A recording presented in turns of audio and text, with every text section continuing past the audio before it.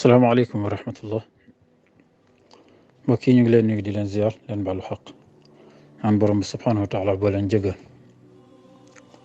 xadiisu tey bi dafay wax an amr ibni habib radiallahu anhu qaal qaala rasulullahi sallallahu alayhi wa sallam xaaba abdun wa xasir lam yajcal illahu taala fi qalbihi rahmatan lilbashar axrajahu tirmidi xadis bi ko nettali mooy amr ibn habib radiallahu anhu wax ne yonent bi sallallahu alayhi wa sallam wax na ne bépp jaamu yàlla bu yàlla deful ci xolam yërmande ci nit ñi nee na kooku perte na. xadis bi tirmidi moo ko génne. ci gàttal rek yërmande lañu yonent bi sallallahu alayhi wa sallam di jàngal importance bi mu am ci jullit bu amul yërmande ci xolam kooku imaanam matul, ndax jullit lu imaanam di gën di yokk yërmandeem ci jaamu yàlla di gën a bari. ci nit ñi nag lay tàmbalee, lu muy martabaam di yokk ci imaan muy dem ba sax day romb nit ji sax ci bàyyi ma yeeg ci mbindeef yépp rek day am yërmande ci ñoom. foofu la nitu yàlla yi rawante.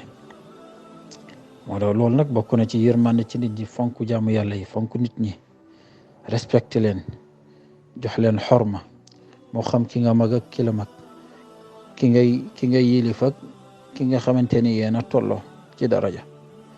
jox leen nit, jox leen respect, te di leen bàyyi xel, te wekk leen, te it di leen suturaal. yooyu yëpp dafa bokk ci xeetu yërmande ci jaamu yàlla yi.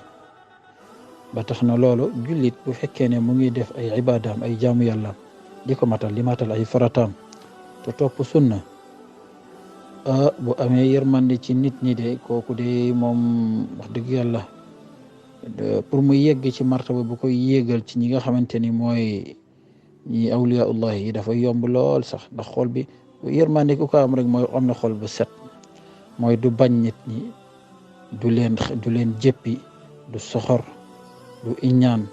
yëpp ki am yërmande ci xolam du yooyu du ko dal. waaw, day doon koo xam ni ku yërëm nit ñi la, bëgg leen te sopp leen te di leen dimbali. kon loolu lu am solo la ci jullit, lu ñuy séntu ci jullit la, ndax jikko yi yonent bi sallallahu alayhi wa sallam yi ko yàlla taggee da caa bokk yërmande ci jaam yàlla yi, am ci nit ñi surtout nag ñu bàyyi ci xel bu baax. yan yàlla boo ñu dimbali.